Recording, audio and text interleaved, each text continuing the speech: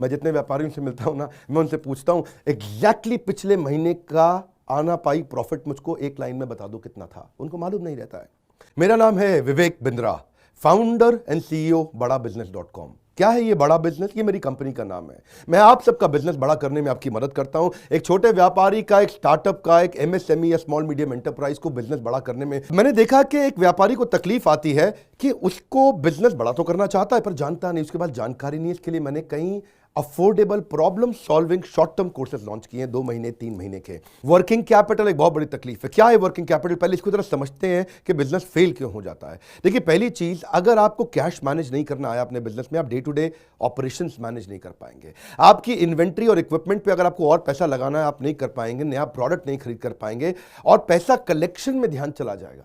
यार पैसा आया नहीं, उधारी चला गया, पैसा कैसे निकाल करके लाऊं, सेल्स कैसे बढ़ानी है, इससे ध्यान हट करके पैसे की कमी पे ध्यान ज़्यादा चला जाएगा। थोड़ा सा भी एक साइक्लिकल या थोड़ा सा भी सीजनल या एक सिचुएशनल इंपैक्ट आया ना आपके बिजनेस पे, एक दर्दनाक मौत के चलते आपका बिजनेस बंद हो जाएगा, पेनफुल डेथ हो जाएगी। देखिए, ये ऐसा बिजनेस है, इसकी एक ऐसी स्ट्रैटेजी अगर आप सीख गए तो पीछे से आने वाले सप्लायर के पैसे पे ही आप बिजनेस कर जाएंगे, आपको अपना पैसा ही नहीं लगाना पड़ेगा। अब वर्किंग कैपिटल के अलावा कुछ टेक्नोलॉजी की समझ बहुत जरूरी है। एक दुकानदार को भी हम चाहते हैं कि वो अपने बिजनेस को ऑटोमेट करना सीखे। क्या होता है ऑटोमेशन बिजनेस का?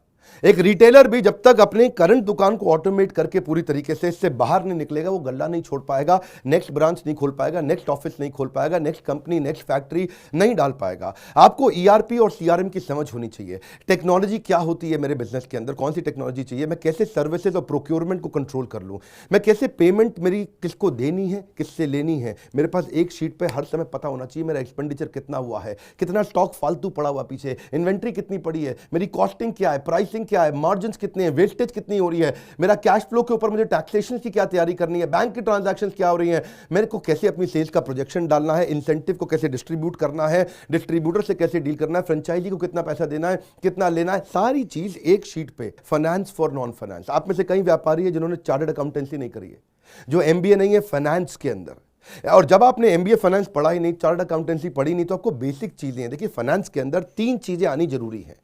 एक है कि आपको पीएनएल अकाउंट समझ में आना चाहिए, आपका प्रॉफिट एंड लॉस अकाउंट क्या है, आप रोज कितना प्रॉफिट कर रहे हैं, पिछले महीने कितना प्रॉफिट किया, एग्जैक्टली आपको नहीं पता होगा।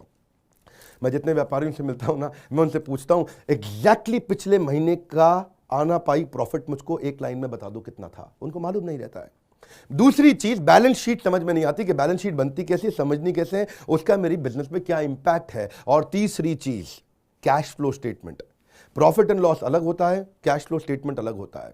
कैश फ्लो हो सकता है आपके बुक्स में प्रॉफिट हो लेकिन हाथ में कैश ना हो। अगर आपकी कॉस्टिंग ठीक नहीं है, प्राइसिंग कभी ठीक नहीं हो सकती। कई मैंने छोटे छोटे ऐसे कोर्सेज बनाए हैं और कैसे हिंदुस्तानी व्यापारियों को मद्देनजर रखते हुए उनकी प्रॉब्लम्स को इकट्ठा करके, इसलिए हमने इसको नाम दिया है प्रॉब्लम सॉल्विंग कोर्सेज। इसमें रियल एग्जांपल्स डाले हैं, इसके अंदर केस स्टडीज डाली हैं, इसके अंदर इंप्लीमेंटेशन के लिए आपको हमने असेसमेंट्स दिए हैं, एनिमेशन हर वीडियो के अंदर डाल दिया, रीडिंग मटेरियल डाल दिया ताकि रीइंफोर्समेंट हो जाए। आपको जब मन करे तब एक्सेस करो, आप जाके रिविजिट करो, फिर से जाके रीबिल्ड करो अपनी अंडरस्टैंडिंग को दोबारा पढ़ के। और मैंने ही खुद मिल करके अपने बेस्ट देश के ट्रेनर्स के साथ इन सारे कंटेंट को तैयार कराया है। अब आप सोचेंगे कि कोर्सेज बड़े महंगे होंगे। हाँ, महंगे तो होंगे, लेकिन प्री लॉन्च ऑफर के अंदर कि इसकी कॉस्ट आपके लिए अभी हमने लगभग 2000 रुपए पर कोर्स के आसपास कर दी है। अगर आप इनको बंडल में लेते हैं तो 2000 रुपए से भी कम पड़ते हैं। कोई कोर्स 2500 का है, कोई 2750 का है, कोई 3000 का है। अभी कुछ दिन के लिए प्री लॉन्च ऑफर है और इस ऑफर में अगर आपने इसको बंडल कर लिया तो लगभग 1700-1800 रुपए से सस्ता पड़ता है एक कोर्स आपको।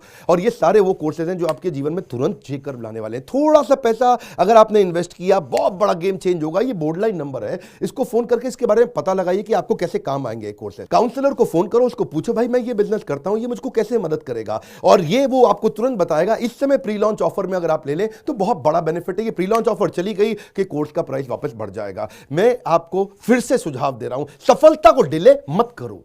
यही गलती कर रहे हो आप। अभी आप फोन नहीं करोगे, आपको लगा अच्छा लगा, बात करनी चाहिए, मेरे काम आ सकता है, अरे करनी चाहिए तो करो, अभी करो। आप अपनी सफलता को डिले मत करिए। हाथ से मौका निकल गया तो निकल गया।